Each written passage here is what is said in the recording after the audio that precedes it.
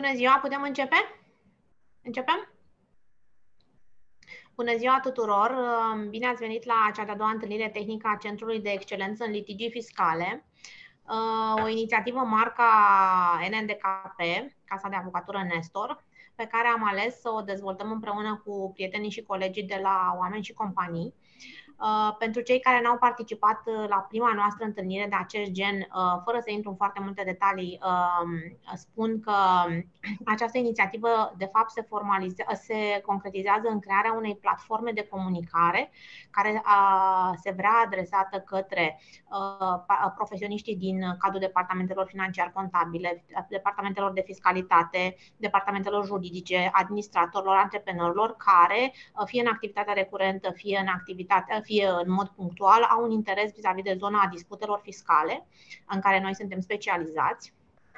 Așa cum am promis la prima întâlnire la care mulți dintre dumneavoastră au participat, avem o miniserie de întâlniri tehnice în care ne vom axa pe problematica sau să spun tematica predilectă de control pe care am identificat-o noi în practica noastră de sute de litigii fiscale de care ne ocupăm în mod recurent, ca fiind de interes ca subiect de control pentru autoritățile fiscale și bineînțeles că pentru dumneavoastră ca subiect al controlului. Așa cum am promis, vă aduceți aminte probabil mulți dintre dumneavoastră că la prima întâlnire ne-am ocupat un pic de procedura de control bazată pe noile modificări legislative valabile în 2023 și nu numai, promițând că intrăm în aceste ministerii tehnice. Astăzi ne vom concentra pe partea de servicii intragrup, pentru care vrem să oferim o imagine, să spun așa, rotundă, și anume vom porni de la doctrina internațională, despre cum sunt privite aceste servicii în doctrina internațională.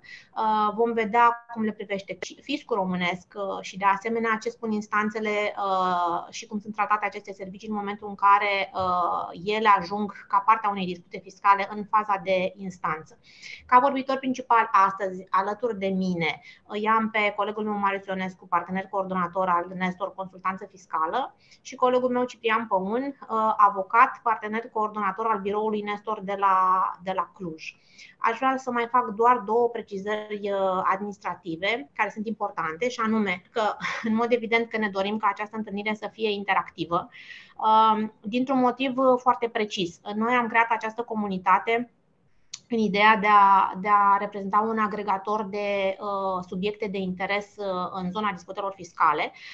În acest moment suntem în faza în care noi, ca practicieni în ale fiscalității, alegem, sintetizăm subiectele în funcție de practica noastră, dar ne dorim ca în timp acestea să se nască singure la nivelul comunității pe care o încercăm să o dezvoltăm împreună cu dumneavoastră. Deci, prin urmare, vă încurajez să ridicați probleme și să puneți întrebări. Suportul tehnic înseamnă că doar ridicați mâna și cei care ne ajută vă vor da acceptul să puneți întrebarea. Nu avem preferința pentru întrebări la final neapărat, oricând apar ne opriți și încercăm să răspundem în măsura care se poate. De asemenea, participanții vor primi materialele despre care discutăm astăzi. Cred că putem procede la treabă. Marius, cred că tu trebuie să începi. Da. Mulțumesc, Alina. Bună ziua tuturor. Mulțumesc și eu pentru participare. Zic să intrăm direct în subiect. Am pregătit și 2-3 slide-uri. Intenția noastră nu este să avem o discuție tehnică. Subiectul este ultra cunoscut pentru practicieni și pentru profesioniști. Vorbim de serviciile intragrup care sunt atacate de autoritatea fiscală de foarte mult timp, servicii intragrup care pe de altă parte sunt folosite pe scară largă în grupurile multinaționale, și ne-am gândit că ar fi interesant astăzi să abordăm subiectul mai mult din perspectivă practică, din ceea ce am văzut noi în inspecțiile la care am asistat clienții, și nu în ultimul rând din perspectiva unui litigiu pe acest subiect, fie că este partea administrativă, contestație sau instanță. Pe partea de instanță Ciprian ne va ajuta foarte mult. Acum, Spuneam că subiectul este ultra cunoscut. Pe de o parte, pe de altă parte, serviciile intragrup presupun cumva inerent un conflict. Și este conflictul este pe mai multe paliere. Primul ar fi că jurisdicția celui care prestează serviciile vrea să le vadă facturate, pentru că, în mod evident, nu se fac activități fără venituri. Altfel ar însemna că s-ar presta servicii gratuit.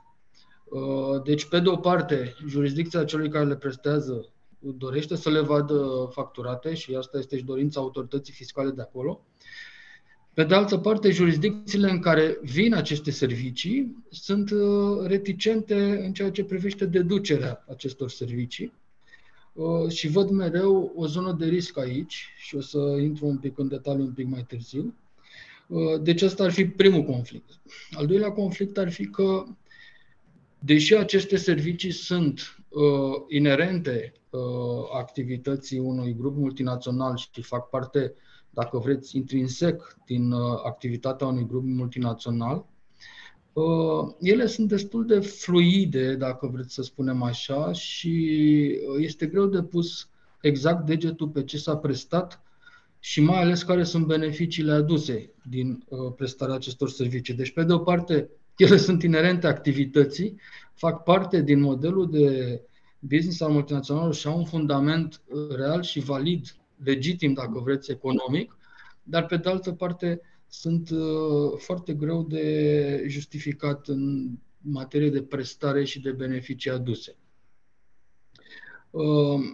Nu în ultimul rând, al treilea conflict ar fi între nevoia autorității fiscale de a se convinge că serviciile respective au fost prestate și că au adus beneficii cumpărătorului și sarcina documentării care este la nivelul cumpărătorului și care nu trebuie să fie împovărătoare.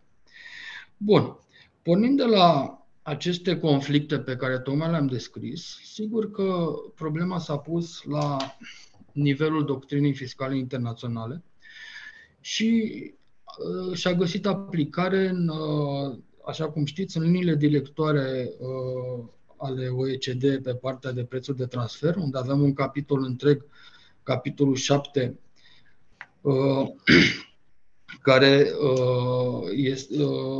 detaliază și, de fapt, numai la asta se referă, la serviciile, este alocat în întregime serviciilor intragrup. Iar în urma acestui capitol din liniile directoare, avem de asemenea și un document la nivelul Comisiei Europene, unde funcționează un organism consultativ, se numește European Union Joint Transfer Pricing Forum, și care în 2015 s-a aplicat și el pe problemă și a emis un raport care cumva adâncește anumite prevederi, mai ales cu privire la documentație și la documentarea acestor servicii, anumite prevederi care se găsesc în liniile directoare OECD. Ca o paranteză, așa cum știți, liniile directoare OECD fac parte din legislația românească. Normele la codul fiscal prevăd specific că se completează cu liniile directoare. Așa încât este foarte important ce a spus OECD-ul și ce a spus Comisia Europeană despre aceste servicii, pentru că, în esență, cam asta ar trebui să se aplice. Din păcate, și asta o să detaliez un pic mai târziu când o să trec la practica din România, lucrurile nu stau chiar așa, dar o să vedem atunci. Pe scurt, ce spune OECD-ul și Comisia Europeană? În primul rând, recunosc existența acestor servicii și legitimitatea lor și nevoia de a avea astfel de servicii într-un grup multinațional. Pe de altă parte, recunoscându-le, OECD-ul totuși spune că regula de aur care trebuie respectată este ca aceste servicii să nu fie cumpărate doar pentru că au fost impuse la nivel de grup și au fost impuse prin relația juridică între cumpărător și vânzător. Deci, cumva, pentru faptul că aceste servicii au loc între părți afiliate, și de asta ne aflăm și în liniile directoare de transfer pricing, pentru că, pe de o parte, putem vorbi despre prețul acestor servicii, dar nu o să o facem astăzi. Pe de altă parte, lăsând la o parte prețul și cum se remunerează ele, că trebuie să fie la preț de piață, liniile directoare discută despre cum se documentează aceste servicii, despre cum se documentează că ele au fost prestate și despre cum se documentează beneficiile la nivelul cumpărătorului.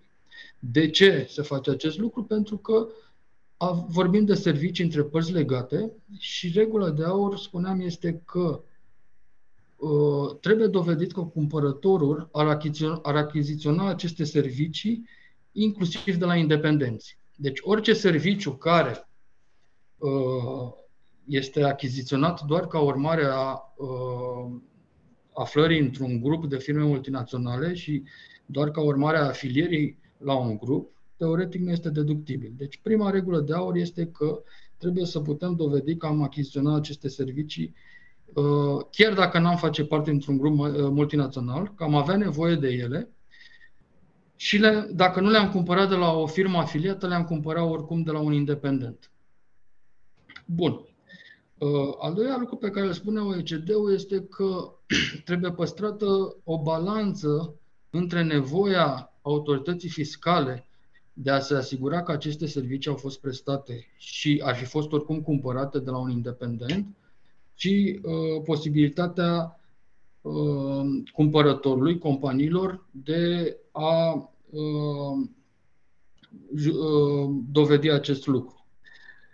Și aici o să fac o mică paranteză. OECD-ul, prin acțiunile sale de luptă contra BEPS, a avut o acțiune specifică și dedicată acestor servicii, acțiunea 10, ceea ce arată implicit că pe undeva există recunoscut un potențial de abuz în ceea ce privește folosirea acestor servicii și erodarea bazei impozabile prin folosirea acestor servicii. Așa cum știți, BEPS-ul, toată acțiunea BEPS se referea la contracararea posibilităților de a eroda baza impozabilă și faptul că OECD-ul a dedicat o acțiune specifică serviciilor intragrup, acțiunea 10, repet, arată implicit că pe undeva se admite că poate exista un potențial de abuz și de erodare a bazei impozabile prin folosirea acestor servicii. Deci avem, practic, doi jucători. Pe de o parte, grupul multinațional care folosește aceste servicii și le folosește în mod real, valid, legitim, în activitatea de zi cu zi, și administrația fiscală, care vrea să se asigure că nu se abuzează de această practică și nu se erodează baza impozabilă. Acum, care sunt principalele probleme identificate de OECD, de materialul OECD, de liniile directoare și unde ar trebui, practic, adresate atât de către contribuabili cât și de către administrație? Sunt două lucruri. Unul, justificarea prestării, faptul că serviciile au fost prestate, și doi, faptul că nu există o duplicare a serviciilor. Duplicare fie în cadrul grupului, adică s-au cumpărat aceleași servicii de mai multe ori, fie duplicare cu serviciu prestat și departamentele cumpărătorului, fie duplicare între ce s-a cumpărat de la grup și ce s-a cumpărat din exterior de la independenți. Acum, subiectul ăsta cu duplicarea este destul de complex și însăși OECD-ul recunoaște că trebuie atacat cu multă atenție și lucrurile trebuie examinate în detaliu. Pentru că ceea ce poate părea duplicare la prima vedere pot să fie de fapt niveluri diferite de competență sau servicii complementare, nu neapărat duplicate. Avem poate un exemplu destul de simplu, care l-am întâlnit noi în practică, dar care s-a dovedit, din păcate, complicat atât în inspecție cât și în cadrul litigiului. O firmă românească a obținut o refinanțare de o sumă foarte mare, câteva sute de milioane de euro, cu o bancă din străinătate. În mod evident, discuțiile au durat luni de zile. Pentru a obține refinanțarea, au fost implicat directorul financiar de la firma românească, care urma să primească banii, directorul financiar de la firma holding din România, care superviza investițiile grupului în România și erau 5-6 investiții, refinanțarea era doar pentru una din ele, și evident directorul financiar de la grupul de afară de la firma mamă. Toți trei aveau atribuții pe discuția respectivă, niveluri de competență diferite, niveluri de decizie diferite.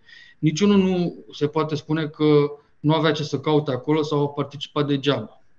Ei bine, a venit inspecția fiscală și a spus: dom'le, noastră aveți aici director financiar în cadrul firmei din România, banii au venit în firma din România, de ce au trebuit să mai vină 2 oameni acolo? De ce a mai fost și director financiar de la holding și director financiar de la firma mamă? Sigur că apărarea a fost, și am explicat extrem de detaliat, că la discuție au participat toți trei. Toți trei au poziția de director financiar, dar nu au aceleași abilități, aceleași atribuții, competențe și niveluri decizionale. Din păcate însă, chiar și judecătorul a tins să meargă pe această teorie și a văzut o duplicare acolo. După mine este exemplu perfect de servicii complementare, nici de cum duplicate. Erau 3 directori financiari la masă, dar fiecare avea roluri diferite și trebuiau să fie acolo. Marius, scuză-mă că te întrerup, dar poate e important să ne spuneți și cum ați, în afară de probabil note explicative și explicații furnizate echipelor de control și instanței, cum poți să susții practic această segregare a atribuțiilor între cei 3? Mie mi-e absolut clar ce spui, dar întrebam și pentru componenta practică, cum să o documentezi ca să fie mai... E complicat pentru că, pe de altă parte, e un lucru de foarte mult bun simț și de evidență. Și de aceea am și întrebat. Să documentezi evidența e foarte greu.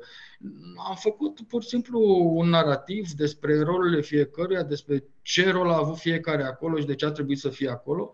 Un narativ extrem de solid după noi. Din păcate, cum am spus, nu am avut succes de data asta. Nu înseamnă că în alte dăți n-am avut succes. Am ales însă exemplul ăsta pentru că mi se pare foarte potrivit pentru a evidenția cum niște servicii complementare pot fi de fapt interpretate ca fiind duplicate și nu complementare. Acum, în ceea ce privește justificarea prestării, și aici povestea, de fapt acesta este cuiul pe pelea în tot subiectul acesta al serviciului intragrup. Cum trebuie să justifici prestarea și prin ce? Așa cum știți, până în 2016, legea română, codul fiscal, prevedea specific că trebuie situații de lucrări, rapoarte, memo-uri și așa mai departe. Începând cu 2016 nu mai scrie nicăieri specific, spune doar că trebuie justificate. Aici o poveste foarte largă, dar n-am să intru în ea, este eterna discuție ce înseamnă document justificativ și ce nu poate avea calitatea de document justificativ.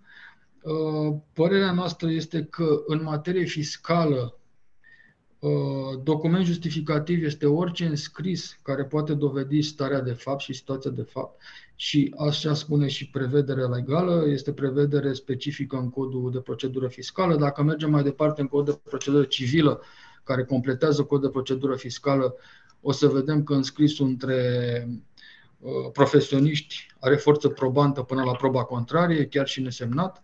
Și aici cumva autoritatea fiscală inversează lucrurile, le întoarce pur și simplu și în loc să probeze ei, pentru că legea spune că are forță probantă până la proba contrară, în loc să probeze ei că nu are forță probatorie și că nu e, de exemplu, autentic, ei vin și spun: domnule, nu e semnat, nu e clar cine l-a întocmit.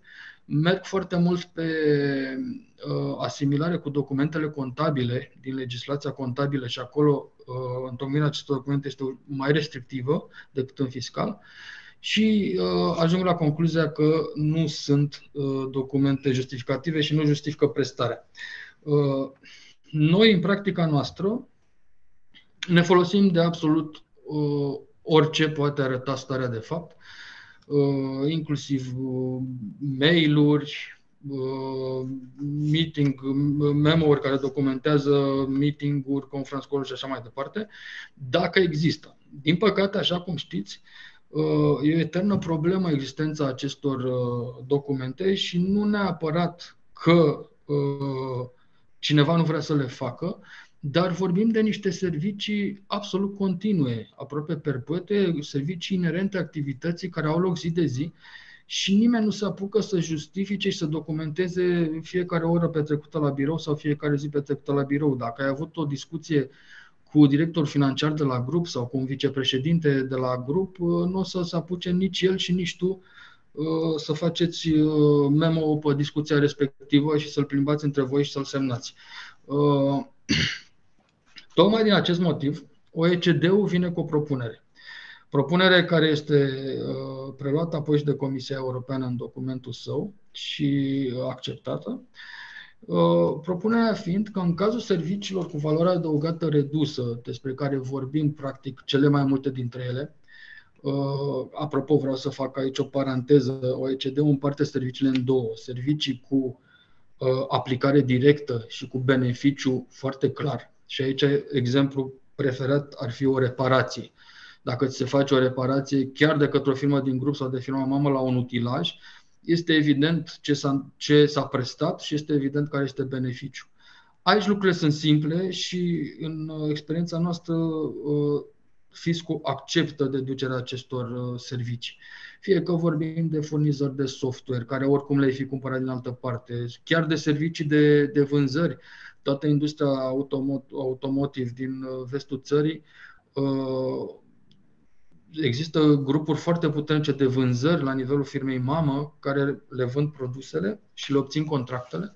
Și evident că această activitate se remunerează și în experiența noastră sunt acceptate de către fisc. Problema apare când avem de-a face cu servicii, cum le spuneam eu, fluide, continue, recurente. Și le știm cu toții, serviciile de HR, de juridice, financiare și așa mai departe. Atunci, prin însăși modul de prestare a acestor servicii, că au loc zilnic și sunt strict legate de activitatea companiei, este foarte greu să fie documentate.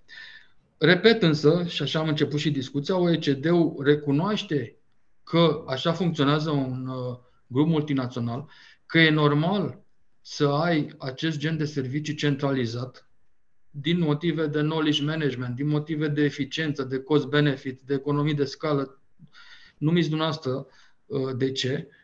Sunt o grămadă de motive pentru care un grup multinațional va vrea să-și centralizeze serviciile la un singur nivel, ori la headquarter, ori într-un management company, și apoi să le presteze pentru fiecare companie din grup în parte. Bun, și atunci OECD-ul vine și spune, când am acest gen de servicii, trebuie să mi se permită, sau trebuie să se permită contribuabilului să aibă o abordare simplificată în ceea ce privește justificarea.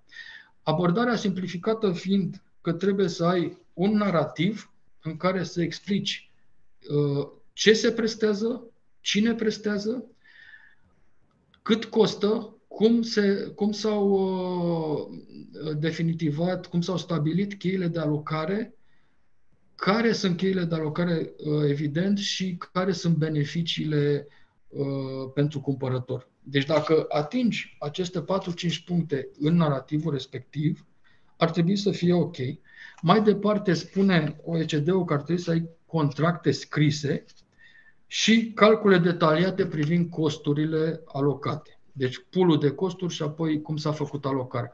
Deci, practic, dacă ai acest set de documente care înseamnă narativul, contractele scrise și detalii asupra calculului, OECD-ul spune că nu mai trebuie să ai nimic în plus și administrația fiscală ar trebui să accepte această documentație ca fiind suficientă. Este foarte important. Dacă ai lucrurile astea, din punct de vedere tehnic, nu ar mai trebui să aduni mail-uri, memo-uri, note de meeting și așa mai departe. Din păcate însă, și aici revenim la realitatea din teren, noi nu am văzut setul ăsta de documente decât foarte rar în practică și am văzut sute de cazuri, dacă nu mai mult de sute. Genul ăsta de documente nici nu are sens să se facă în România și destul de dificil să se facă în România. Am încercat să facem seturi de documente de genul ăsta pentru clienții noștri și asta a presupus să obținem acces la o serie întreagă de oameni din headquarter, la departamente întregi. Acolo se ridicau întrebări, dar ce faceți voi acolo în România? De ce puneți întrebările astea? În Lituania n-a întrebat nimeni, în Ungaria n-a întrebat nimeni, în Mexic n-a întrebat nimeni, de ce tocmai voi din România? Și așa mai departe.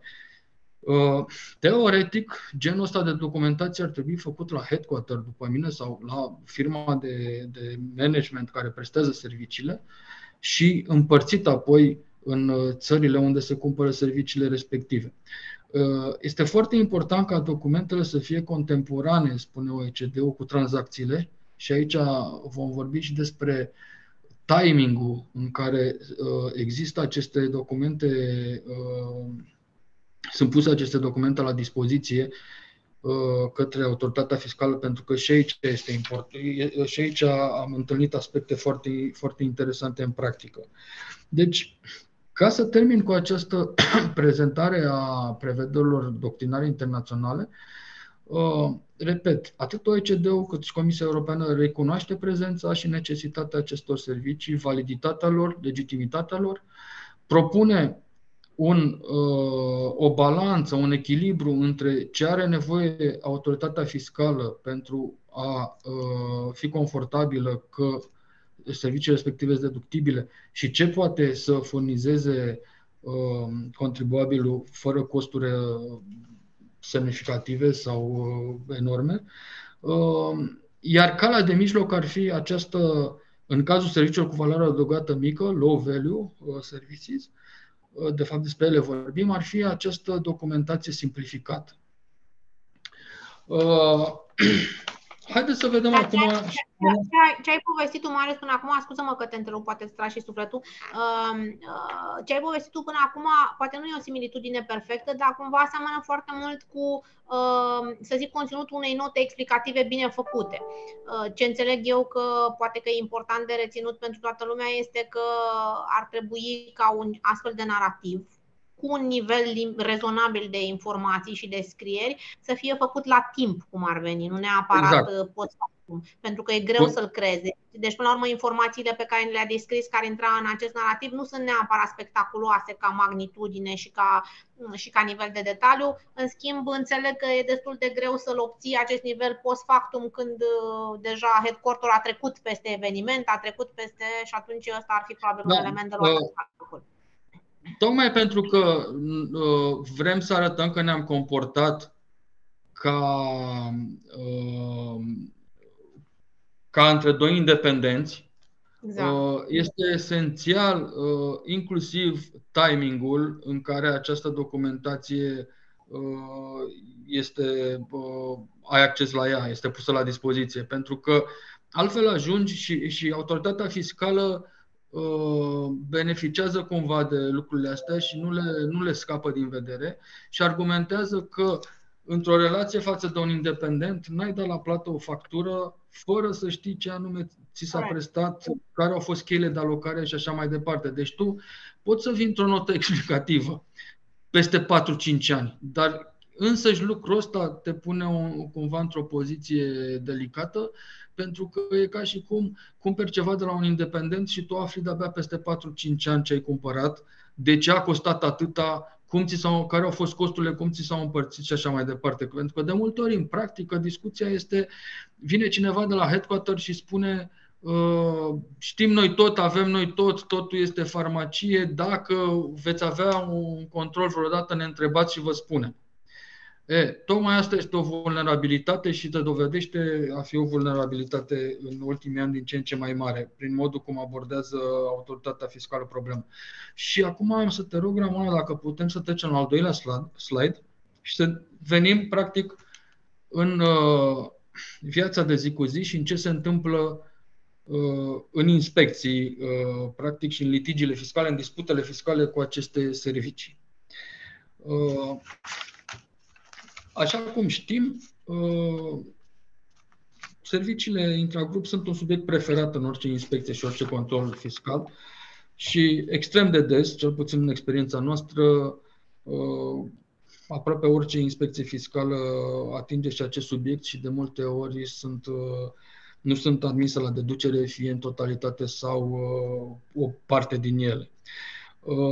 Lucrul ăsta se întâmplă de mult, de cel puțin 20 de ani, dar apar modificări inclusiv în această abordare. Modificări calitative și, spun eu, de luat în considerare. În primul rând, s-a mutat cu totul sau s-a schimbat cu totul justificarea pe care merge organul fiscal. Dacă în trecut atacau prestarea serviciului și practic spuneau că neavând documentație suficientă, nu este deloc clar că s-a prestat serviciu, acum de ani de zile nu se mai atacă prestarea serviciului, se atacă capătul celălalt și anume folosirea serviciului în activitatea taxabilă. Deci argumentul nu mai este nu ți s-a prestat serviciu, s-a mutat accentul pe ok, ți s-a prestat, înțeleg, dar nu înțeleg la ce ți trebuia, nu înțeleg unde l-ai folosit și nu mi-e clar deloc că ai fi cumpărat același lucru și de la un independent, pentru că de la independent ai cumpărat numai ce-ți trebuie, ori ție, eu nu înțeleg de ce ți-a trebuit.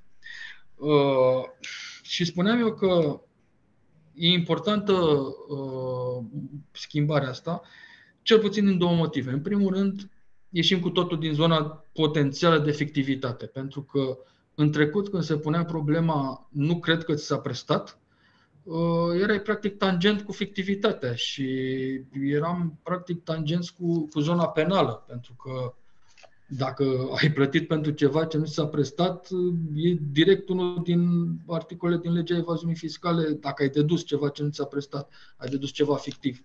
Ori, slavă Domnului, am ieșit din zona asta. Pe de altă parte, pe undeva, când ți era contestată doar prestarea serviciului, era mai ușor să te aperi.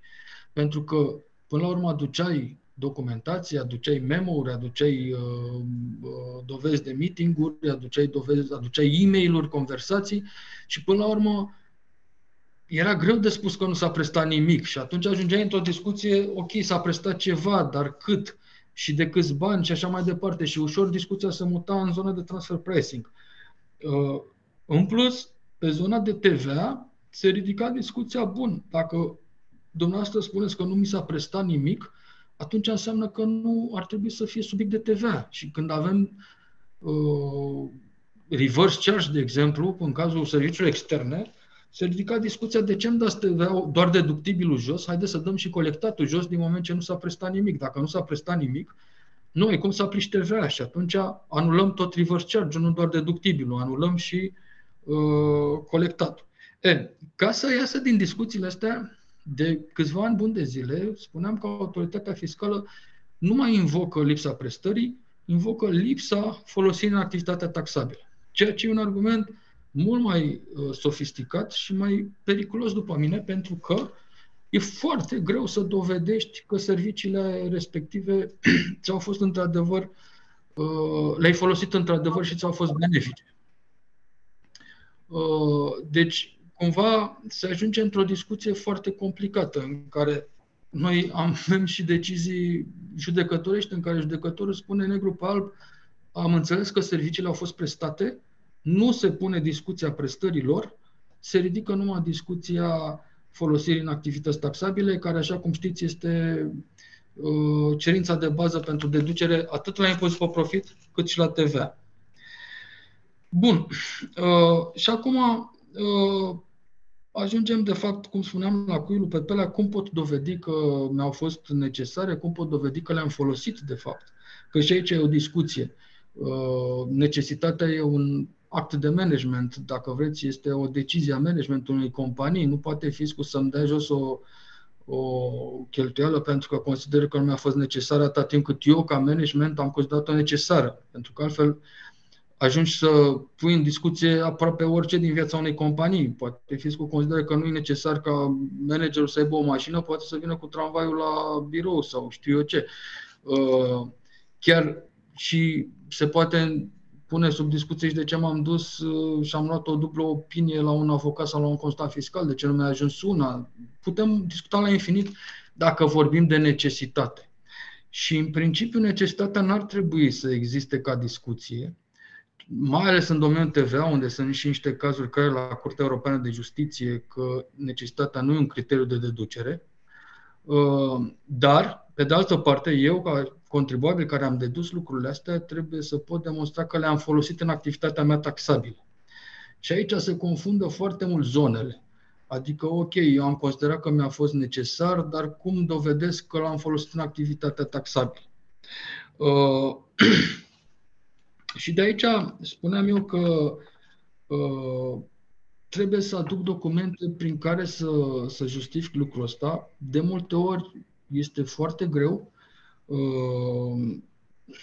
mai ales dacă ridicăm semne de întrebare și spuneam acum 5-10 minute cu privire la timing, cu privire la forma documentelor și așa mai departe, pentru că, din nou, autoritatea fiscală devine din ce în ce mai bună pe zi ce trece și ridică aspecte din ce în ce mai complexe. Unele dintre ele pe care le-am întâlnit recent, în anii trecuți, contestă, de exemplu, formatul sau se folosesc de forma succintă a unui contract, contractul de prestări de servicii. Evident că între părți legate și între firme din același grup există niște contracte prietenoase, niște contracte succinte, nu face nimeni contracte de 10 de pagini cu firma soră sau cu firma mamă. Exact asta este folosită ca o slăbiciune de autoritatea fiscală. Vin și argumentează că nu a existat o relație în oglindă ca între independenți, pentru că dacă ai fi cumpărat acest gen de servicii de la un independent, ai fi avut clauze mult mai clare, care să acopere, nu știu, de exemplu, ce se întâmplă în caz de plată cu întârziere, penalități, ce se întâmplă în caz de livrare cu întârziere, tot felul de clauze care se introduc în niște contracte când ai de-a face cu niște independenți și care, atunci când ai contracte prietenoase, le spun eu între ghilimele, cu firme din grup, nu se regăsesc. Deci, pe de o parte, avem această problemă de formă care este ridicată la fileu de autoritatea fiscală și pe de altă parte avem și problema destul de des întâlnită de întârziere a punerii la dispoziție a documentelor. Sunt puse la dispoziție, cum spuneam, cu ani de zile după ce s-a întâmplat tranzacția. Explicațiile sunt date cu ani de zile după ce s-a întâmplat tranzacția și, din nou, este un aspect care este folosit de autoritatea fiscală, cum spuneam acum 5-10 minute. Practic, ce încearcă autoritatea fiscală să facă este să arate că relația nu a fost ca între doi independenți, a fost în mod evident influențată de apartenența la același grup și că atunci și serviciile au fost cumpărate doar ca urmare a relației de afiliere, nu ca urmare a unei nevoi concrete.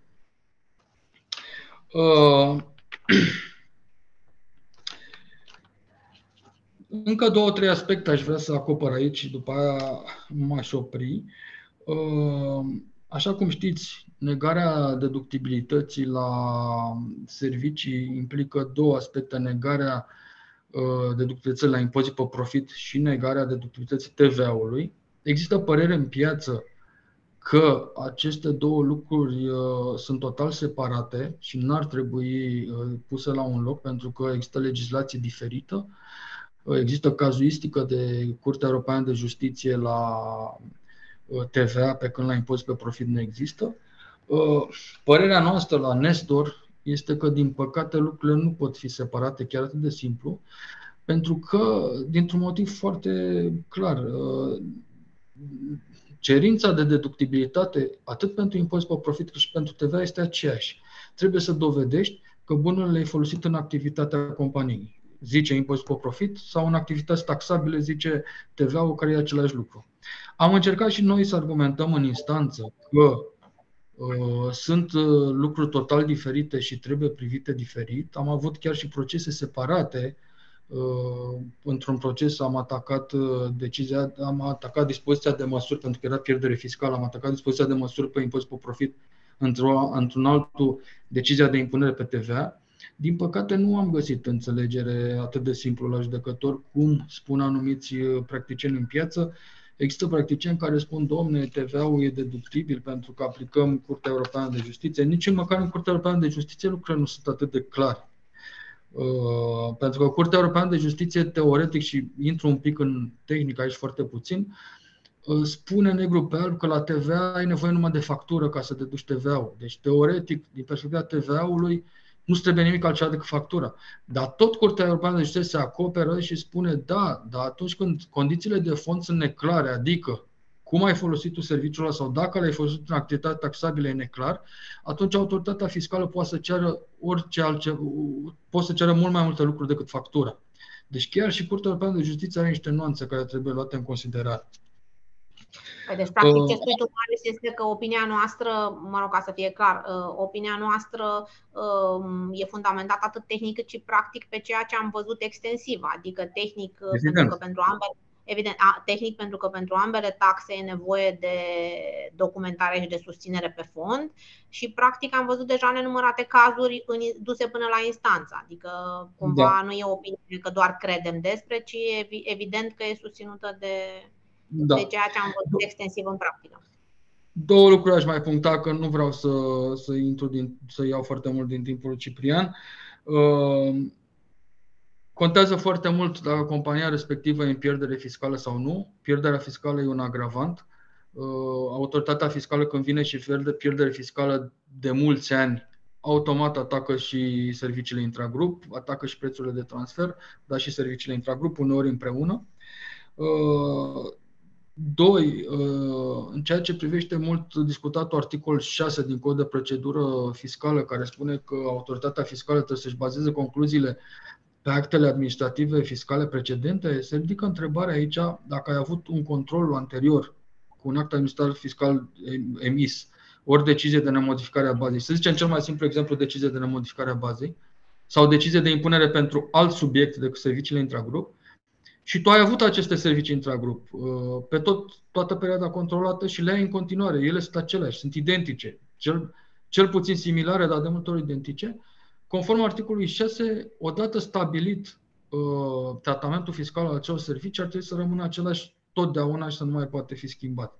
Deci dacă am avut un control care ne-a dat deducere, atunci ar trebui să avem deducere în continuu. Dar și inversa e valabilă, dacă am avut un control care ni le-a luat nedeductibile, noi putem, din punct de vedere economic, dacă vreți, și de business, să continuăm să cumpărăm acele servicii, că avem nevoie de ele, dar ar trebui să le luăm nedeductibile dacă am pierdut în instanță definitiv și au rămas nedeductibile. Evident, dacă păstrăm situația de fapt aceeași, adică dacă nu schimbăm nimic sau dacă nu remediem deficiențele constatate de control. Ei bine, acest articol 6 nu e aplicat deloc de autoritatea fiscală, refuză de foarte multe ori să-l aplice, adică merg pe ideea, dom'le, nu mă interesează pe mine ce au făcut colegii dinainte, ceea ce este greșit tehnic total. El a început însă să fie din ce în ce mai mult aplicat de instanțe, cu atât mai mult atunci când RIF-ul respectiv, anterior, menționează că inspecția fiscală a revizuit acele servicii. Am avut un caz în care am avut RIF-uri anterioare și acolo se spunea de unde vine TVA-ul cerut la rambursare și se spunea că vine inclusiv din serviciile respective și am câștigat și pe cale administrativă și ulterior și în instanță, practic în toate etapele, pe baza acestui articol 6. Două cuvinte despre ce se întâmplă în contestații și în litigi și apoi am să-l las pe Ciprian. În contestații, în experiența noastră, sigur că contestația de multe ori merg să dea dreptate dau dreptate, statistic vorbind, echipei de inspecție, dar pe acest subiect specific, dacă există documente suficiente care să arate prestarea serviciilor și faptul că au fost folosite în activitatea companiei, că au legătură cu activitatea companiei, de multe ori contestațiile tind să dea refacerea inspecției, cu un argument, documentația să fie, cum spuneam, prezentată și echipei de inspecție.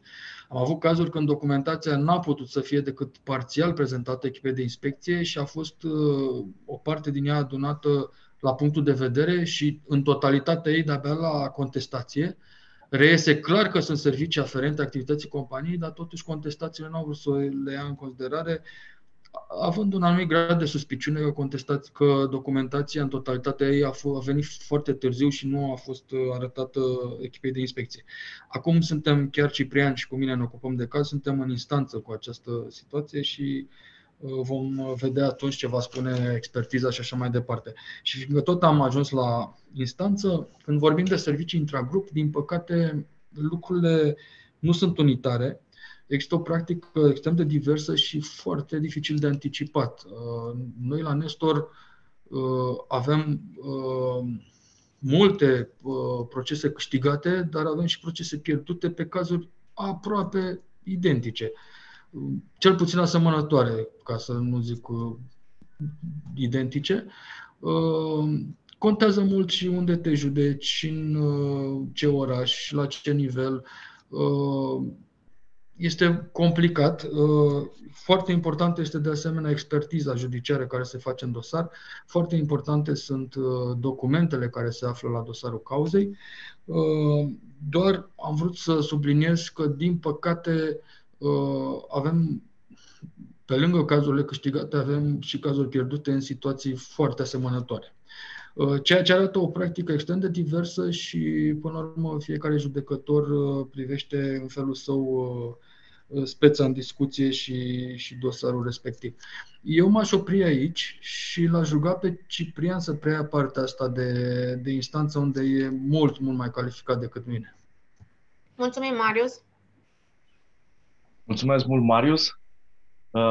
În primul rând, bună ziua, ca să zic așa, și îmi revine ingrata misiune de a vă ține între prânz și, vorba aia, o bine meritată după amiază, cu anumite aspecte de ordin juridic, multe dintre ele destul de delicate, aș putea să spun, pentru că v-am obișnuit, noi suntem mai direct și exact cum a inaugurat Marius acest discurs în cadrul conferinței, suntem și încercăm să ne menținem în zona de obiectivitate, pentru că de curând am finalizat un amplu studiu de verificare a jurisprudenței fiscale pe anul 2022, ale cărui concluzii sunt foarte interesante pentru contribuabil. De exemplu, media litigiilor care încep la Curtea de Apel și se finalizează la Înalta Curte de Casație și Justiție este de 4 ani de zile, iar cele care încep la tribunal și se finalizează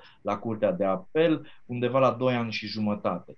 De aceea este foarte, foarte important în toate aceste aspecte să fim cinstiți unii cu alții și în special să avem o evaluare corectă a situației de fapt și de drept cu care ne confruntăm. Spunea Marius și cu acest lucru o să încep, aceste aspecte și instanțele privesc problematica serviciilor intragrup destul de divers și foarte interesant în funcție de experiența de încărcătură a instanțelor de judecată și în același timp de tipologia de argumente juridice pe care o invocă consultanții și avocații în diferite demersuri judiciare. De aceea, noi, în cadrul Centrului de Excelență în Litigii Fiscale, încercăm să definim și să documentăm argumentul și nu neapărat precedentul, cum am mai spus în multe situații. Încercăm să documentăm argumentele cu care am putea să câștigăm o serie de litigii și aducem precedentul ca și susținere în aceste demersuri documentare.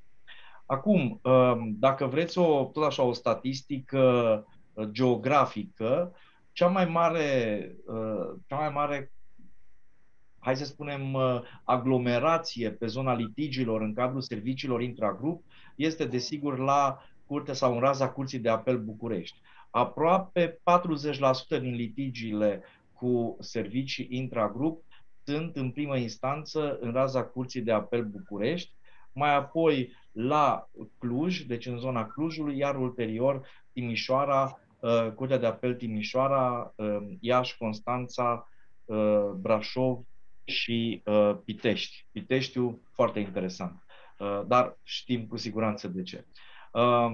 Un lucru foarte interesant din punctul meu de vedere este ceea ce a argumentat Marius, anume faptul că trebuie să fim foarte atenți atunci când discutăm despre aceste servicii intragrup și considerăm că ele nu afectează sau definirea juridică, recalificările în baza articolului 11 din Codul Fiscal 11.1 nu privesc taxa pe valoare adăugată.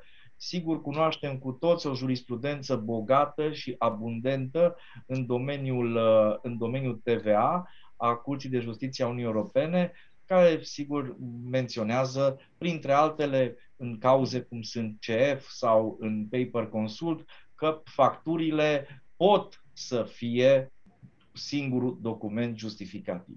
Dar atenție, dacă citim cu foarte mare atenție soluțiile jurisprudențiale, jurisprudența Curții de Justiție a Uniunii Europene, vom vedea o chestiune, că judecătorul european exclude abuzul în situația în care intrăm în discuție cu privire la aceste documente justificative minimale. Adică dacă se constată abuzul de drept, abuzul civil, da? Adică abuzul definit de articolul 11 aliniat 1 prin recalificare, de exemplu, în momentul acela nu mai putem discuta despre condițiile minimale îndeplinite și trebuie să ne uităm și la domeniul pe care se concentrează judecătorii de la Curtea de Justiție Europene, dacă discutăm despre o simplă rambursare, dacă discutăm despre o rambursare pe lanț. Deci, sfatul nostru este de a analiza fiecare situație juridică în care vă aflați într-un context jurisprudențial și excluzând participarea abuzatoare a contribuabilului în cadrul impozitării directe. Am văzut și noi, și din punct de vedere juridic, am văzut și am încercat să înțeleg de unde provine această dihotomie pe care o fac unii colegi între zona taxării directe și taxării indirecte, considerând că sunt aspecte diferite. Sigur, ea poate să aibă ca sursă o interpretare eronată din punctul meu de vedere articolului 11 aliniat 5 din Codul Fiscal, care menționează că recalificările de la aliniat 1 până la 4 se aplică impozitelor directe. Păi tocmai că definește abuzul pe impozitarea directă. Dar abuzul pe impozitarea directă fiind definit conform Codului Fiscal, în momentul acela nu se mai aplică prezumția de bună credință pentru a genera obligativitatea de a folosi ca document justificativ minimal factura. Asta ca o exegeză, ca să zic așa, provenind din dezbaterea inaugurată de Marius înainte. În problematica litigiilor avem o problemă referitoare la mecanismul de înțelegere a instanțelor de judecată a ceea ce înseamnă de fapt serviciile intragrup. Pentru că suntem în sistemul, dacă îmi permiteți licența juridică, a vaselor comunicante. Iar în sistemul acesta a vaselor comunicante este foarte ușor să faci o eroare de evaluare între servicii intragrup sau servicii care se alocă de la headquarter către sucursale sau sedii permanente și problematica prețului de transfer. Și am observat din analiza jurisprudenței în acest domeniu a serviciilor intragrup că de multe ori instanțele de judecată sigur tratează destul de superficial această problematică, suprapunând servicii sau confundând serviciile intragrup cu tranzacții între entități independente, dar afiliate, sub forma unei analize a dosarului prețului de transfer. Și acesta este un mare risc. Sigur, noi obișnuim să dăm vina pe instanțe de judecată pentru că vedem exclusiv finalitatea analizând jurisprudența, adică soluțiile publicate în reviste de specialitate sau pe portalurile juridice, dar de fapt trebuie să spunem că judecătorul nu face altceva decât să pună în discuție ceea ce susțin părțile. De aceea, pledoaria noastră era pentru, și este în continuare, pentru o colaborare eficientă între avocatul pledant din cauză, consultantul fiscal al companiei și departamentul de specialitate din intermediul corporației, precum și eventual expertul evaluator, expertul parte, care intră în procedura de analiză judiciară, analizând și preluând argumentele pe care le dezvoltă contribuabilul prin intermediul avocatului pledant. De ce este această chestiune foarte importantă? Pentru că, în primul rând, este rolul obiectivelor raportului de expertiză de a deschide ochii părților din proces și, în ultimă instanță, chiar instanței de judecată, cu privire la obiectul acelui litigiu și cu privire la miza acelui litigiu. Pentru că în foarte multe situații pe care noi le-am analizat, am observat că s-a plecat eronat din faza de redactare a obiectivelor raportului de expertiză. Ori plecând din faza aceasta eronată a redactării obiectivelor în rapoartele de expertiză, sigur că s-a ajuns la anumite concluzii care după aceea au fost preluate de către judecător în considerentele finale și a ajuns la o soluție defavorabilă pentru contribuabil. Adică tu, Ciprian, ce spui aici este că, de fapt, judecătorul judecă pe baza a ceea ce are la îndemână, dacă pot să spun așa, și că sarcina detaliilor într-un nivel suficient și acoperitor ține de partea cealaltă și e importantă, exact cum ai subliniat tu. Exact. Aici este problema, pentru că ne-am obișnuit să ne facem un obicei, și colegi de-ai mei, avocați, noi nu prea. La Nestor am încercat să ne ținem foarte obiectiv și de aceea facem acest exercițiu anual de analiză a jurisprudenței și de analiză a argumentelor cu care se câștigă sau se pierd o serie de litigii, pentru a observa de unde provin o serie de elemente, de unde provin erorile, de unde avem soluțiile. Și atunci, din această analiză pe care am făcut-o din surse publice a întregii jurisprudențe publicate anului 2022, s-a reliefat acest lucru și până la urmă este conform cu cod de procedură civilă. Judecătorul are, în baza principiului disponibilității, pe masa sa argumentele contribuabilului, argumentele autorității fiscale și concluziile raportului de expertiză realizat în cauză în baza obiectivelor pe care ambele părți le stabilesc de comun acord cu instanța de judecată. Deci judecătorul, chiar dacă la un anumit moment dat ar putea să aibă o convingere intimă că lucrurile ar putea să aibă o altă conotație și că, în fapt, contribuabilul are dreptate dacă managementul procesului a fost pornit prost din partea contribuabilului, el nu poate să judece potrivit propriilor sale simțuri. Trebuie să se bazeze pe un element obiectiv care este expertiza judiciară și argumentele susținute prin texte legale. De aceea este extraordinar de importantă comunicarea între echipele de apărare. Asta vreau să intervin. Pentru că ai făcut referire la raportul de expertiză, poate, nu știu dacă ești neapărat pregătit cu răspunsul ăsta, dar îndrăznesc să ridic întrebarea. Cam ce relevanță are acest instrument care până la urmă este într-o anumită măsură în mâna apărătorilor, să-l folosească în sensul să-l ceară și eventual judecătorul să-l accepte? Cam cât de important, cât de relevant este acest instrument al expertizei într-un dosar ca și partea strategiei echipei de apărare? Dacă pornim de la construcția litigiului fiscal în domeniul serviciilor intragrup, despre care discutăm acum, în care principalul argument al autorității fiscale și principalul instrument este recalificarea definită de articolul 11 aliniat 1 cod fiscal, coroborat cu 6 din codul de procedură fiscală, Da?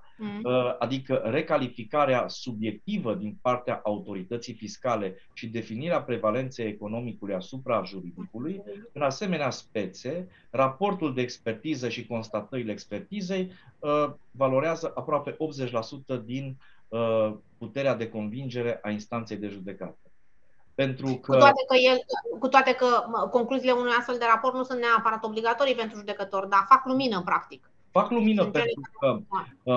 haideți să luăm mecanismul acesta al recalificării. Mecanismul recalificării vine din dreptul fiscal german și a fost preluat în codul fiscal român în articolul 1 sub forma clauzei anti-abuz, tocmai pentru a da valența acestui sistem. Doar că în sistemul de drept fiscal german aveam o altă prevedere. Acolo aveam o prevedere pe care noi am preluat-o de-abia în articolul 6, cod procedură fiscală la exercitarea dreptului de apreciere, unde spune în felul următor: recalificarea se face în baza unor argumente de ordin obiectiv a autorității fiscale. Noi am uitat aceste argumente de ordin obiectiv și am lăsat până la urmă la aprecierea echipei de control în faza de inspecție fiscală să opereze recalificarea. Și instanța de judecată ce face? Dacă vede echipa de inspecție fiscală, dacă vede, de exemplu, un transfer patrimonial între headquarter și subsidiară, el nu-l califică, de exemplu, ca împrumut sau alocare de resurse, etc. Poate să o definească ca fiind o participare la capital. Da? Și în momentul respectiv să decidă în consecință. Nu vreau să intru în aspecte, dau doar niște elemente generale. Bun. Echipa de inspecție ne dă o axiomă și ne spune: domnule, am recalificat operațiunea respectivă, este o operațiune tipică de participare la majorare de capital, sau este o majorare de capital. Mergând mai departe și spunându-ne că, potrivit legii numărul 31, majorarea de capital o înregistrăm la Registrul Comerțului cu scop de opozabilitate, nu cu scop de existență a majorării de capital. Iar avem o chestiune de finețe juridică aici, da? Pentru că la Registrul Comerțului se publică hotărârile, se publică deciziile cu scopul exclusiv de opozabilitate, nu de existență a actului economic, a majorării, a transferului de părți sociale, etc. Și atunci ce se întâmplă? Eu, în faza de litigiu, trebuie să stabilesc niște obiective prin care un expert să-mi dea mai multe variante ce ar fi putut să fie acel transfer patrimonial. Și el, în baza unei analize economice, în dreptul german se numește analiza economică a dreptului, să-mi definească. Putea să fie un împrumut, putea să fie o plată a unei cheltuieli care nu și-a găsit în oglindă o anumită alocare de resurse printr-un document, etc. Deci expertul trebuie să vină să mă lămurească sau să încerce să facă lumină. Dacă nu, vom avea următorul lucru. Vom avea axioma inspectorului fiscal din faza de inspecție și vom avea apărarea contribuabilului. Și atunci, în asemenea situații, nu avem instrumentul juridic prin care am putea să lămurim pe judecător că, de fapt, acolo a avut loc o acțiune complet deductibilă, legală, etc. În sensul acesta spuneam, Alina, că este foarte important să facem o hartă juridico-economică a actului, pentru că de acolo putem să venim cu strategia de instanță pentru a avea o anumită eficiență. Vă spuneam, 80% din dosarele fiscale pe servicii intragrup se pierd sau se câștigă pe această expertiză. De aceea trebuie să fim extraordinar de atenți în asemenea demersuri. Pe de altă parte... E important de precizat, pentru că am detaliat acest element al strategiei de apărare. E foarte important de precizat că și din punct de vedere al unui expert desemnat de instanță și din punct de vedere al întocmirii expertizei, e crucial din nou nivelul de detaliu al documentării, pentru că și un expert, oricât ar fi el de poate convins deja că contribuabilul are dreptate, dau un exemplu pozitiv pentru contribuabil, totuși are îndatorirea, el având calitatea de funcționar public până la urmă într-un astfel de exercițiu, are îndatorirea de a verifica foarte serios și foarte pe fundament toate elementele din spate. Deci chiar expertiza ca atare, ce aș vrea să precizez este că în practica noastră în niciun caz nu numai în practica noastră, ăsta e conceptul, nu înlocuiește necesitatea unei documentări adecvate. Exact. Și lucru foarte important. Ele cumva sunt două instrumente care merg pentru că Marius a vorbit de partea de documentare care e necesară, tu ai vorbit de expertiză și cumva ele trebuie privite ca parte din strategia de apărare, dar trebuie puse la comun. Ele se potențează una pe cealaltă. Și aici este foarte important acel moment T0, acel moment al realității și al, hai să spunem așa, sincerității contribuabilului în oglindă, ca să zic așa, împreună cu consultanții. Noi avem dreptate, avem un fundament faptic și juridic pentru a merge în instanță și a argumenta punctele noastre de vedere. Iar în același timp trebuie să mergem exact pe ceea ce a prevăzut Marius foarte, foarte corect. Vă dau un exemplu banal pentru ca toți participanții să treacă de la faza aceasta teoretică la faza practică.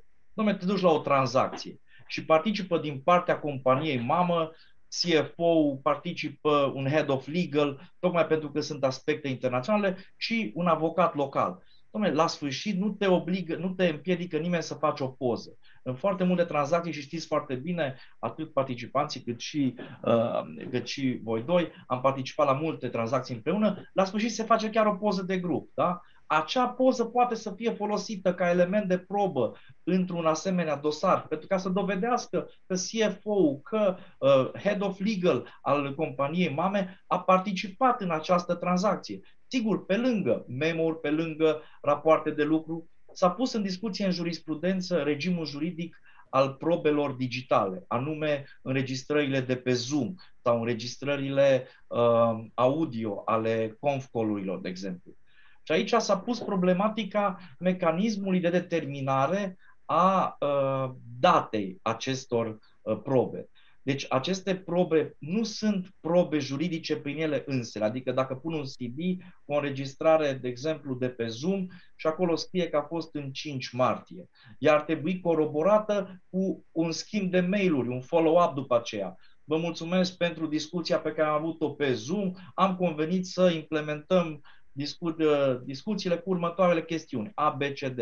Sigur că acesta naște o discuție și mulți dintre privitorii noștri vor spune, păi dacă ne apucăm să documentăm așa, facem bibliorafturi întregi. Eu v-am dat niște exemple generale din jurisprudență și din practica instanțelor de judecată. Fiecare speță și fiecare situație juridică pe care o analizăm este independentă. De aceea am spus că noi aici la CELF încercăm să definim argumentul și nu neapărat precedentul, pentru că precedentul ne arată ce s-a întâmplat în alte spețe, dar ne dă la rândul lui și instrumentele și argumentele pe care să le folosim tocmai în activitatea de consultanță pentru a nu avea situații de acest tip. O documentare foarte poate ar părea exact, scuză-mă, poate că cum ai zis și tu, poate părea năstrușnică sugestia sau exemplu cu fotografia de grup la finalul tranzacției, dar pot să confirm din papucii de expert că noi suntem parte suntem și acest instrument în cazul, să zic, strategiei de apărare a clienților noștri. Pot să confirm că e foarte important, pentru că tu ca expert ești la un moment dat pus în măsura să înclini balanța. Sigur că trebuie să o înclini în mod corect tehnic, dar fiind pus în postura de a înclina balanța, trebuie să ții toate asigurările că ceea ce vei opina e corect și este susținut. Mai avem un comentariu chat aici care ne spune că în cazul dosarelor de preturi de transfer, expertiza e foarte importantă pentru că judecătorii sunt interesați. Aceea e într-adevăr o altă perspectivă, specializarea instanțelor și în ce măsură ea este realmente o specializare care le dă voie să studieze până la capăt un dosar cu toate instrumentele, sau practic expertiza devine un instrument care lor le este absolut necesar pentru că n-ar avea specializarea necesară să ducă la capăt un dosar. E cumva o altă perspectivă, dar da, confirm participantului care a ridicat această problemă că într-adevăr pe lângă instrumentul ca atare intră în discuție și nivelul de specializare al judecătorilor. Bine, aici dacă vreți și ca să dăm cezarului ce a cezarului și contribuabilului, știți foarte bine că în foarte multe spețe noi putem să invocăm inclusiv principiul personalității inspecției fiscale, de exemplu, pentru că în anumite situații de inspecție fiscală pe prețul de transfer există echipe de inspecție fiscală care nu sunt pregătite pe domeniul prețului de transfer, dar care fac o comunicare cu departamentul de specialitate din ANAF și primesc suport cu privire la argumentele din dosarele, din evaluarea prețului de transfer. Ori aici se pune o problemă juridică, nu vreau să o rezolvăm astăzi, că nu este cazul, dacă o asemenea inspecție fiscală derulată de către o persoană din inspecție, care nu are competență specială pe prețul de transfer, poate să ducă la o concluzie prin decizia de impunere defavorabilă contribuabilului printr-o colaborare cu cei de la prețul de transfer. Și aici noi am avut niște chestiuni foarte interesante în dosare, dar cu ce vreau să vin și sunt de acord cu distinsul nostru coleg că instanțe nu sunt specializate, dar instanțe nu știu dacă ar trebui să fie specializate. Instanțe nu ar trebui să fie specializate în prețul de transfer. Instanțe trebuie să aplice legea. Ori pentru aplicarea legii, instanța are nevoie de un ghidaj de la avocat, de la autoritatea fiscală prin întâmpinare și prin cererile care sunt formulate de către autoritatea fiscală și o dezlegare a chestiunii tehnice de către expertiză. Adică judecătorul nu trebuie să fie un expert al prețului de transfer pentru că el nu se substituie până la urmă zonei de expertiză. Ar fi foarte interesant, chiar distractiv și periculos pentru sistemul juridic dacă am instalat sistemele Orbis și altele, Amadeus, pe softurile de la instanțe de judecată, să caute comparabile instanțe de judecată. Deci nu este treaba instanței de judecată. Problema se pune dacă experții contabili și fiscali sunt specializați și au resursele materiale necesare derulării expertizelor în contextul provocărilor moderne. Și mă refer la costul extraordinar al abonamentelor în acest moment pentru accesarea bazelor de date în situația și în domeniul dosarului prețului de transfer. Dar revenind un pic mai înainte, vreau să vă dau exemple din practică, cum au văzut instanțele o lipsă de documentare de care vorbea Marx. De exemplu, spuneau instanțe, dom'le, nu aveți nevoie de servicii de contabilitate și de finance din partea headquarterului, atâta timp cât voi aveți un contract de consultanță contabilă cu o societate locală.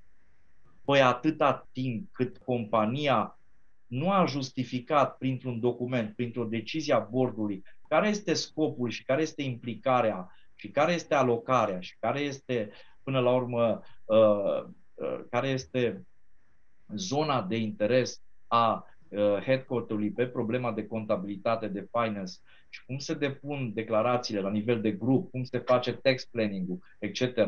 Și s-a dat doar, cum să vă spun, că s-a alocat o anumită cheltuială pentru serviciile de headquarter, de contabilitate. Normal că instanța are un dubiu, pentru că de multe ori instanțe nu știu cum funcționează companiile de tipul acesta multinațional, pentru că marea majoritate a judecătorilor niciodată nu s-au confruntat în activitatea de zi cu zi cu structura de tip corporate, ca să știe ce înseamnă, care sunt atribuțiile și obligații de raportare intragrup, de exemplu. Pe de altă parte, la fel s-a făcut în alte spețe cu refuz de deductibilitate a cheltuielor cu privire la HR. Păi au zis, atâta timp cât societatea la nivel local avea un contract cu o societate care făcea recrutare de forță de muncă, nu avem nevoie de nu avea nevoie de alocare de resurse de la headquarter pe HR. Fără să se pună în discuție faptul că întregul departament de resurse umane are o anumită activitate și un anumit task. Din acest context, propunerea pe care noi o facem celor care sunteți astăzi aici și colegilor cu care sigur vom schimba, sunt foarte interesat să schimbăm opinii, este de a face înainte de orice fel de depunere de documente justificativă o mică prezentare a societății. Cu ce se ocupă, care sunt departamentele și când aveți inspecția.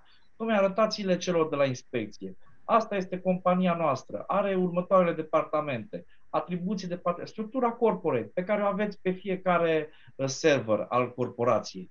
Pentru că este foarte important ca oamenii aceia, poate și o structură matricială, organigramă, ca să înțeleagă și oamenii cum funcționează diferitele companii. Pentru că plecăm sigur de la o prezumție de bună credință, dar există și această prezumție, de multe ori, cum să vă spun, total aiurea, că marile corporații n-au decât interesul să-și transfere profiturile în exterior.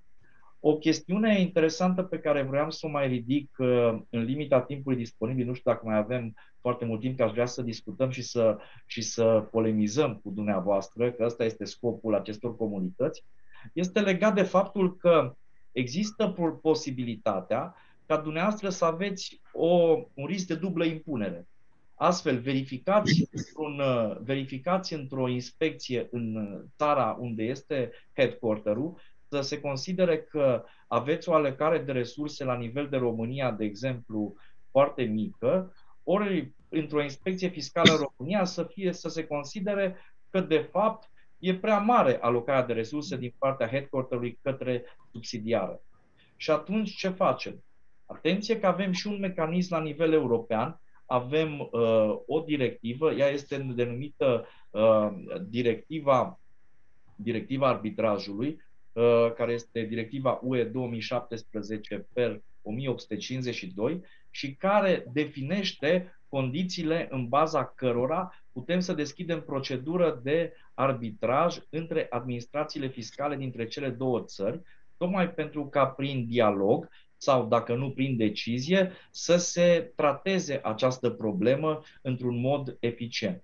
Tot cu referire la aplicarea mecanismelor și instrumentele europene în legislația națională, vreau să aduc aminte că din 2022 avem legea 5/2022, care ratifică Convenția multilaterală pentru implementare în cadrul tratatelor fiscale, și unde acolo a OECD-ului, și unde avem următoarea prevedere foarte clară, care ne spune că sunt eliminate beneficiile acordate contribuabilului dacă scopul încheierii tranzacțiilor sau aranjamentelor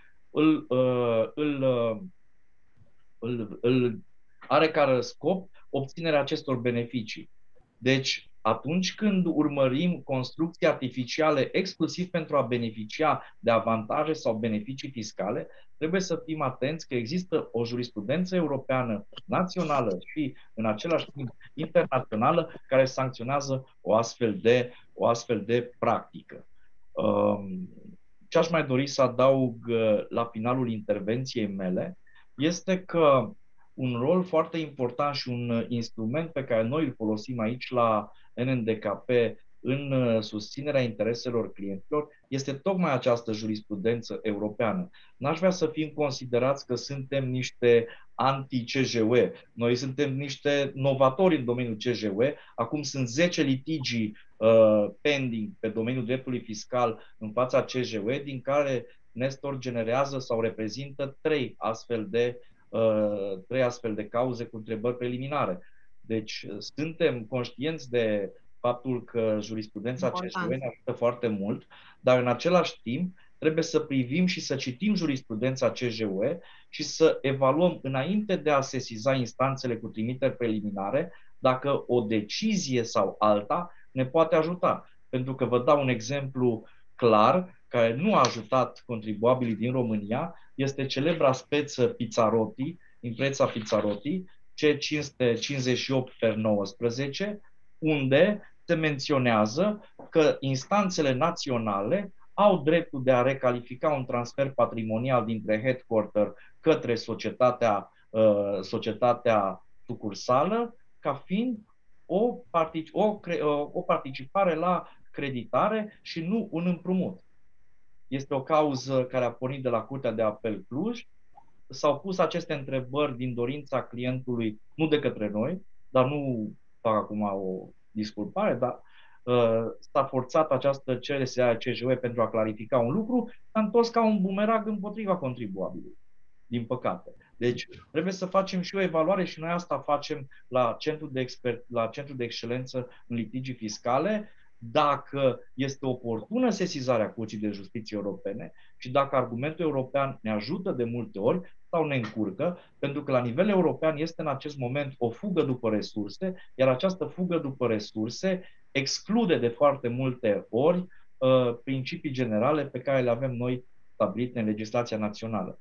Sper, Alina, că nu am întins foarte mult. Marius și Cipriana, aș vrea să avem o întrebare venită pe ce aș vrea să vă ridic, să apucăm să răspundem.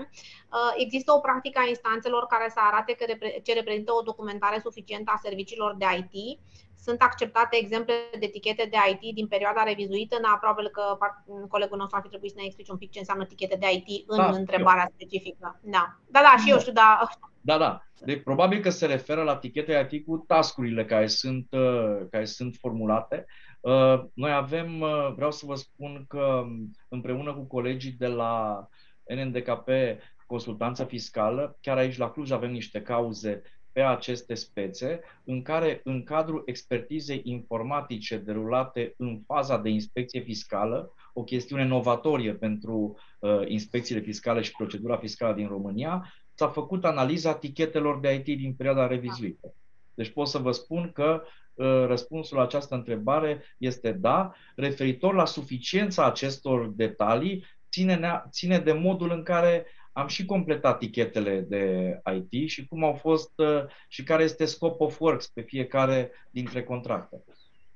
Ce pot să vă spun ca particularitate, pentru că, într-adevăr, eu și Ciprian suntem implicați în partea asta de industrie de IT pe zona Cluj și nu numai zona vest, pot să vă spun că în acest moment, dar durează deja de câteva luni bune, există un control tematic pe acea zonă care privește industria IT. Și sunt diverse abordări.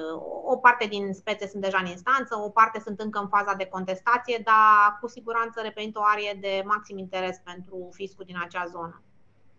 Adică avem deja multe cazuri, ceea ce denotă un control tematic. În momentul în care ai 1, 2, ok, dar sunt deja multe și asta arată că e o zonă de focus pe această industrie în momentul ăsta.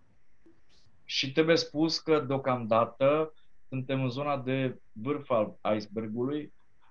Da. Fiecare din cei care lucrează în industria IT știe la ce mă refer, la modul de facturare a serviciilor. IT-ul a fost o zonă, să spun, și probabil că va trebui să ne oprim să mai luăm întrebări dacă sunt, ca să apucăm să le acoperim. IT-ul reprezintă într-un fel o zonă privilegiată până acum, pentru că într-adevăr a fost un producător semnificativ la nivelul PIB-ului și a fost beneficiar al unor facilități, cum știe toată lumea.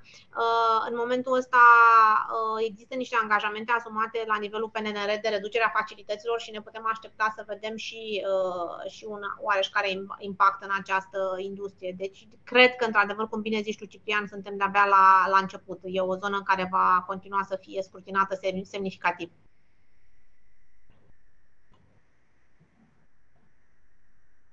Da, vă invităm să ne adresați întrebări, sigur. Poate îmi scapă, dar eu pe chat nu mai văd alte întrebări, astfel încât, în măsura în care nu mai sunt sau, mă rog, putem să răspundem la ele și ulterior în cazul în care apar și ne contactați. Aș încerca o închidere trăgând două, trei concluzii la care poate mă ajutați și voi. Eu înțeleg așa și asta e o experiență comună pe care o avem noi toți trei vorbitorii de data asta, că lucrăm nenumărate cazuri împreună. Deci, deși acest subiect al serviciilor intragrup este mai mult decât cunoscut și perpetuat de-a lungul anilor, el continuă să reprezinte o arie de interes pentru autoritățile române. Deși în OECD să spun că nivelul de formalism pe care îl sugerează pentru documentație este mai prietenos, totuși inclusiv OECD-ul face trimitere la analize de fond, adică documentația prevăzută, chiar dacă într-o formulă mai prietenoasă și mai puțin stufoasă, cum suntem noi, prin comparație cu ce suntem noi obișnuiți, inclusiv OECD-ul trimite la analize serioase a documentației care trebuie să susțină plata și respectiv deductibilitatea unor cheltuieli cu serviciile. Dacă ne mutăm în zona de fisc românesc, constatăm în continuare, să spun, o oareșcare predilecție pentru formalism și pentru o documentare mai stufoasă.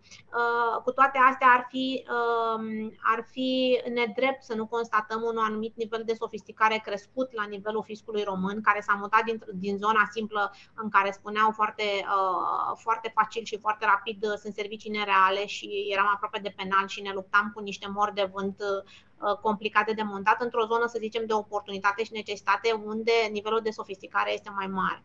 Deci toate astea puse la un loc ne conduc în continuare la concluzia că, deși există cazuri în care fiscul are o abordare formalistă și poate uneori agresivă, trebuie și contribuabilul să aibă grijă ce are ca nivel de documentație. Trebuie să aibă grijă ca documentația să fie una serios făcută și la timp, cum spunea Marius la început, nu după nu știu câți ani.